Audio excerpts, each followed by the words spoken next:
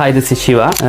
இன்றைக்கு நாங்கள் ஒரு கற்கனேரி சம்பந்தமாகவும் அது தொடர்பான வேலைவாய்ப்பு சம்பந்தமாகவும் தான் இன்றைக்கி நாங்கள் பார்க்க போகிறோம். விவசாய உற்பத்தி தொழில்நுட்பம் தொடர்பான உயர் தேசிய டிப்ளோமா கற்கனேரிக்காக இவங்களோட விவசாய பாடசாலைகளில் மாணவர்களை சேர்க்கிறதுக்கான போட்டி பரீட்சை இப்போ எங்களுக்கு நடக்க இருக்குது. அப்போ அந்த போட்டி பரீட்சைக்கான விண்ணப்ப படிவங்கள் கோரப்பட்டிருக்கு. அதாவது விவசாய பாடசாலைகள் என்று சொன்னால் எங்களோட இலங்கையில் 5 விவசாய பாடசாலைகள் இருக்குது. அதில் எங்களோட வடக்கு மாகாணத்தில் ஒன்று வவுனியா, அதுக்கு பிறகு பார்த்தோம்னு சொன்னாங்க குண்டசாலை, கரப்பிஞ்ச, பல்வேகரை, மற்றது அங்குனுகொல பேச. அப்போ இந்த 5 விவசாய பாடசாலைகளையும் உயர் தேசிய டிப்ளோமாக்கான மாணவர்களை சேர்க்க போயிடும். அதற்கான போட்டி பரீட்சை இப்போ நடக்க இருக்கு. அதாவது 2026 அக்டோபர் மாதத்தில் இந்த போட்டி பரீட்சைகள் நடக்க இருக்கு. அப்போ அதுக்கான விண்ணப்ப படிவங்கள் இப்போ கோரப்பட்டிருக்கு. விண்ணப்ப படிவங்களை நாங்கள் நிரப்ப வேண்டிய கடைசி திகதி இந்த மே மாதம் 25ஆம் தேதி எங்களுக்கு இந்த கடைசி நாளாக இறுதி திகதியாக எங்களுக்கு அறிவிச்சிருக்கணும்.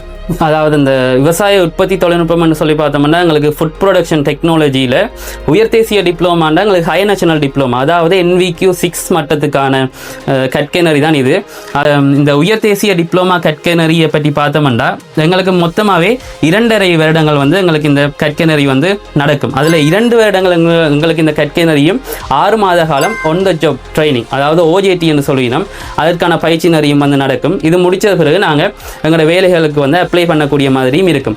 இந்த விவசாய பாடசாலைகளில் நாங்கள் கல்வி கற்க அதுக்கான அக்கமெண்டேஷன், அதாவது உணவு தங்குமிடம் வசதிகளும் எங்களுக்கு இலவசமாக கொடுத்து கொண்டு இருக்கணும்.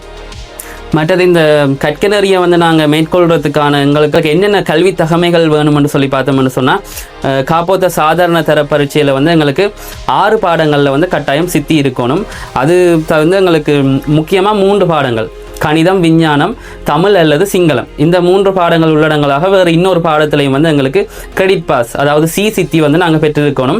அது தவிர்த்து ஆங்கில பாடத்திலையும் எங்களுக்கு கட்டாயம் சாதாரண சித்தியாவது குறைஞ்சது இருக்கணும். அது மட்டும் இல்லாமல் நாங்கள் காப்பாற்ற உயர்தரத்தை எடுத்துக்கொண்டோம்னு சொன்னால் எங்களுக்கு முதலாவது அமர்விலேயே எங்களுக்கு 3 பாடத்திலையும் சாதாரண சித்தி குறைஞ்சது இருக்கும். அது மட்டும் இல்லாமல் பார்த்தோம்னா இந்த காப்பாற்ற உயர்தர பரீட்சை பிரிவில் நாங்கள் கட்டாயம் ஒன்று உயிரியல் துறை, இல்லைன்னு சொன்னால் தொழில்நுட்பவியல் துறை, பயோஸ்ட்ரீம் இல்லைண்டா டெக்னாலஜி ஸ்ட்ரீம் நாங்கள் எடுத்துருக்கணும் கட்டாயம். நாங்கள் உயிரியல் துறை, அதாவது பயோஸ்ட்ரீம் எடுத்துக்கொண்டோம்னு சொன்னால் அதில் உயிரியல், ரசாயனவியல், பௌதிகவியல் இல்லைண்டா விவசாயம், இந்த 3 பாடங்களையும் குறைஞ்சது சாதாரண சித்தி எங்களுக்கு இருக்கணும். அதே மாதிரி நாங்கள் டெக்னாலஜி ஸ்ட்ரீம் எடுத்துக்கொண்டமாக இருந்தோம்னு சொன்னால் எங்களுக்கு பிடெக் இல்லைண்டா இடெக், இந்த 2ல் ஒரு பாடத்தோட SFT, அதோட எங்களுக்கு விவசாயம், இந்த 3 பாடங்கள்லையும் நாங்கள் சாதாரண சித்தி எடுத்திருக்கணும். அப்போ இவ்வளவு தான் இதுக்கான கல்வி தகமைகளாக இருக்கும்.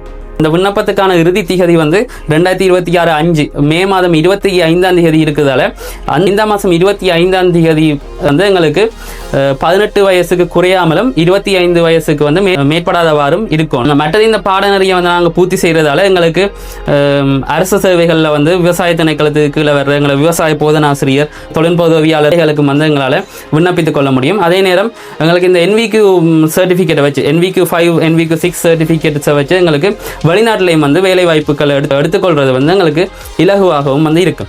பிரைவேட் கம்பெனிஸ் சொன்னால் நாங்கள் NGO அதுகளில் நாங்கள் சேர்ந்து சொன்னால் எங்களுக்கு முதலாவது சேர்ந்தோடனே 70,000 தொடக்கம் 80,000 வரைக்குமான சம்பளங்களையும் எங்களுக்கு பெற்றுக்கொள்ளக்கூடிய மாதிரி இருக்கு. இந்த கற்கனரிக்கு நாங்கள் எப்படி விண்ணப்பிக்கணும் என்று சொல்லி பார்த்தோம்னு சொன்னால் doa.gov.lk என்ற இணையதளத்தினூடாக போனோம்னு சொன்னால் எங்களுக்கு இலகுவாக விண்ணப்பிக்கக்கூடிய மாதிரியும் இருக்கும். மற்றதுக்கு எப்படி விண்ணப்பிக்கணும் என்றது தொடர்பான விஷயங்களையும் நாங்கள் இதில் பக்கத்தில் போட்டுக்கொண்டு இருப்போம். அப்போ இவ்வளவு தான் இந்த உயர் தேசிய டிப்ளோமா கற்கனரிக்கான விண்ணப்பங்களை நாங்கள் விண்ணப்பிக்கிறதுக்கு கவனிக்க வேண்டிய முக்கியமான ஒரு விஷயங்களாக இருக்கும். இது தொடர்பான விளக்கங்கள் உங்களுக்கு மேலதிகமாக வேணும்னு சொன்னால் கீழே கமெண்ட்ஸில் நீங்கள் தாராளமாக கேட்கலாம். அதுக்கான விளக்கங்கள் உங்களுக்கு அளிக்கக்கூடிய மாதிரியும் இருக்கும்.